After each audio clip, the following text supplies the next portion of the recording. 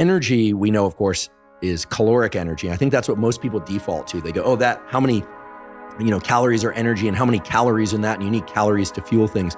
But the energy that you're describing, I think, is the one that, well, it really maps to Eastern traditions more directly, the whole yin and yang thing, yin, I always get that wrong. So, which is the notion of neural energy. And so there's a particular cluster of chemicals in us, it has a fancy name called the catecholamines, but that's dopamine, epinephrine, which is adrenaline, and norepinephrine. And then you've got cortisol, and those four hang out together and basically give us enough energy to run our brain and body for 50 days. So the idea that you have to eat before you train, sure, for some people that might work better than others.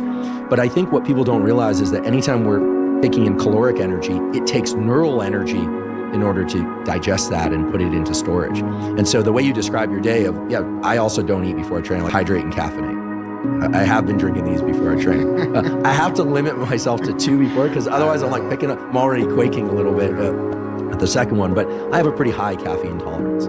So I like to train fasted also, and then I find it gives me energy. But then the moment that I eat a meal that's a little too large, all of a sudden I'm out of energy. And what's the deal? This calories are energy, right? You're supposed to have energy in order to think and move. And I think a lot of the world has this backwards. And this isn't a push for intermittent fasting or any particular style of eating, really. I don't care if people are carnivore or vegan, it doesn't matter to me, whatever works. I happen to be an omnivore. But I think once people understand that energy to do things is neural, and yet, of course, it relies on having glycogen and all this stuff around, but neural energy is what it's really about, then your schedule and the way you function and the way you describe your schedule really makes a ton of sense. So you described getting up and lifting, running, surfing, and jujitsu in the same day. So on a day like that, you're hydrating, correct?